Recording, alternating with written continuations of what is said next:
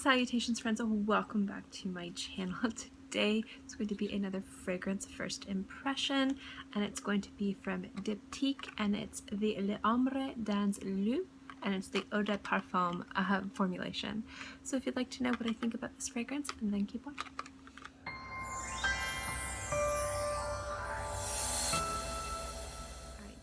Let me tell you how these fragrance first impressions work if this is your first time tuning in. I have a fragrance I have never tried on my skin before. In a lot of cases, I've never even smelled it before. But sometimes I smelled it on other people or sprayed it on a strip in the store, but it's never touched my skin. So I will try it on my skin today, and I will give you my first impressions. I will spray it on my skin, clean skin, unfragranced perfumed skin, and let it sit for about 10 to 15 seconds and give you my first impressions of the opening. Then I'll come back and, depending on how long I think the fragrance needs to dry down, sometimes half an hour, sometimes longer, sometimes shorter, and I'll give you my first impression of the dry down. Now I know that you need more than one wear to really figure out how long the fragrance lasts, how it develops on the skin, and its projection. So what I like to do is wear through the fragrance for a week and then give you my final mini review, final thoughts on next week's first impressions fragrance, which means at the end of this video I will have a little mini review of last week's fragrance. If you did not know, Alexandre J. Zaheer Oud Vanille, or Vanille. Never pronounced that word right. Please correct me. You're always welcome to correct me. So yeah, I'm still filming in here because my office is still flooded and in shambles. Well, not flooded, but there's a lot of damage that we have to fix.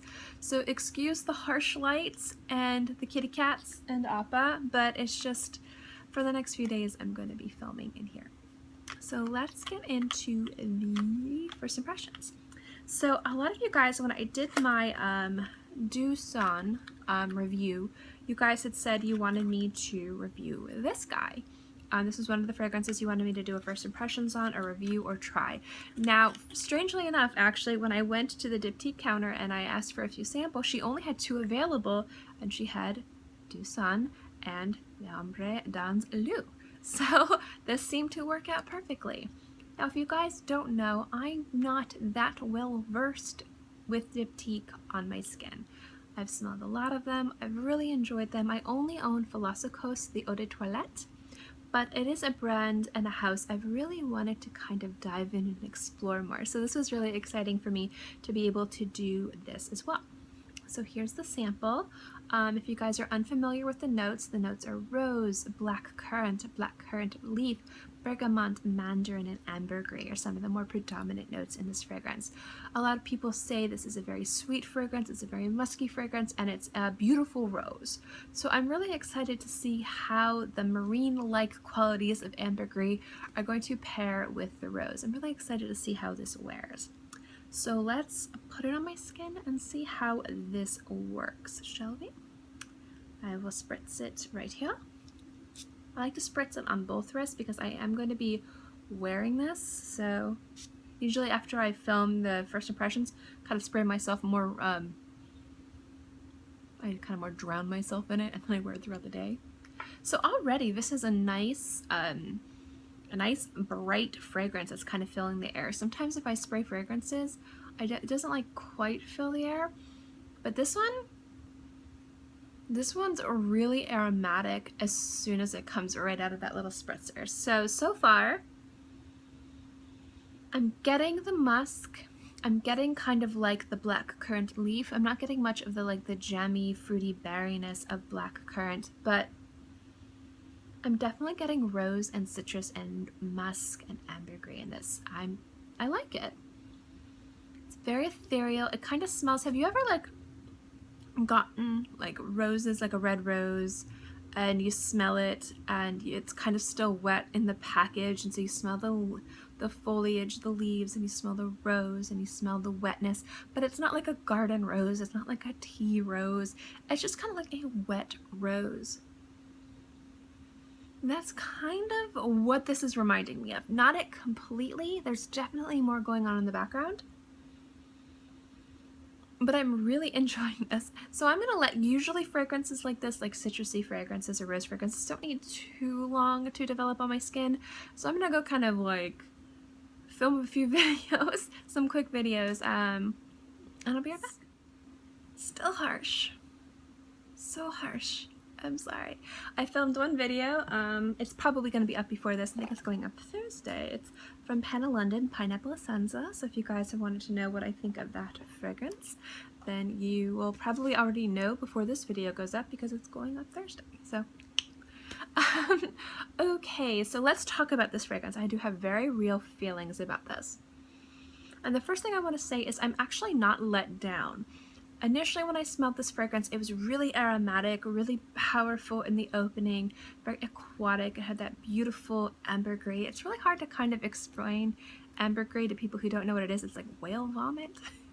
So you're like, ugh, but it has like the most unique, beautiful scent in fragrances, and a lot of times it's synthetic, and you know, sometimes you might get lucky and find it actual, depending on the fragrance and how long ago it was made or how much money you paid on it. But generally overall, it adds a really nice complexity to fragrances that are supposed to be more light, not so heavy. And it definitely adds a nice like twinge in the background. It's the best way I can describe it. I say marine, aquatic, it smells like a harbor. And it sounds negative, but actually paired and balanced with the right notes and paired with the right notes, it's really quite beautiful.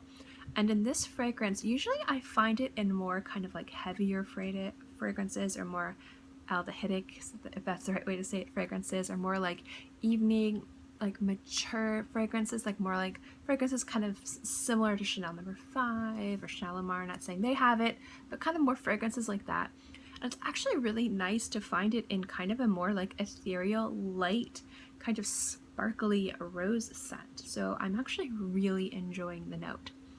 The longer this has been on my skin, and if you guys didn't know, it's been about half an hour because I filmed a video, I quickly edited it,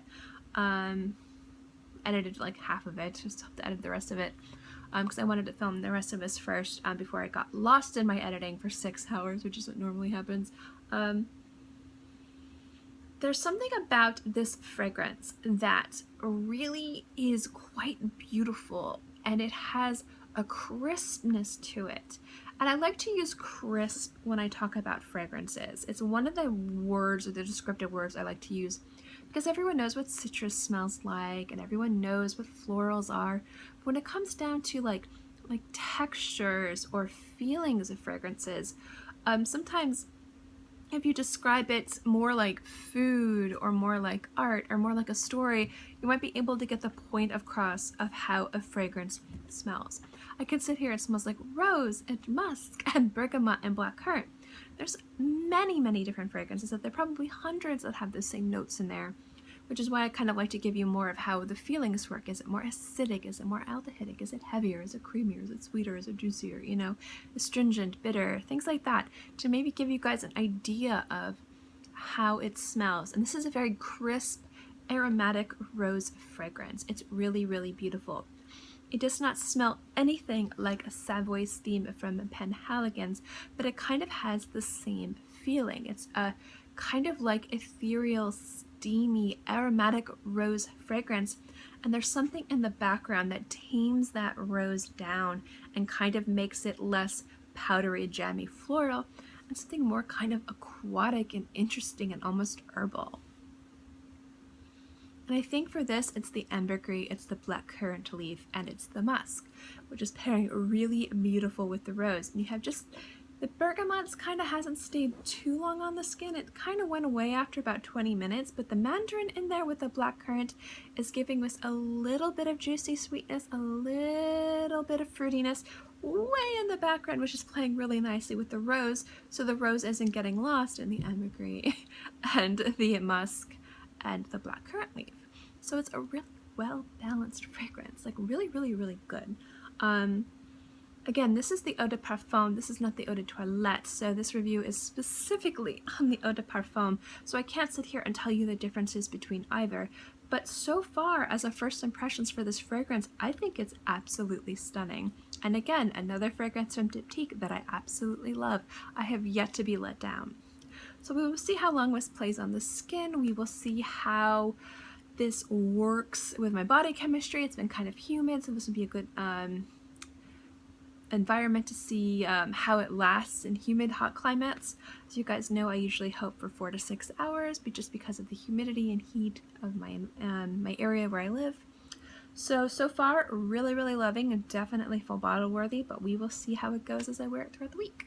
So let's talk about last week's fragrance. Last week's fragrance, when I was reading about the notes, I was really excited. They sounded very gourmandish, really delicious, creamy, paired with the oud. I was really, really, really excited for this fragrance. Now, I liked the fragrance then, but it kind of let me down. It didn't have much oud. It didn't have much of the beautiful, smoky, woodsy notes. It kind of felt a little bit flat. And I have to say that throughout wearing the fragrance about like 4 other times, it never really developed into anything spectacular. It's not a bad fragrance. It's not a fragrance that's a scrubber. It's not a fragrance that if I randomly got it in my collection, I would wear it and enjoy it. It's really, really nice. But when I was reading the notes and the price point of it, I was expecting something better. And unfortunately, this kind of left me a little unimpressed and a little bit unimpressed. There we go. I think I said that already. Let down a little bit. Like I was expecting more. I was hoping the longer it wore on my skin, the oud would develop more, and it didn't. It fell flat. So although it was a really nice gourmand fragrance, the bottle was really interesting. I mean, I don't have a full bottle of it. I have a sample of it. I don't know if this is something I would pick up because I feel like there are other fragrances out there that have the similar smell that smell better.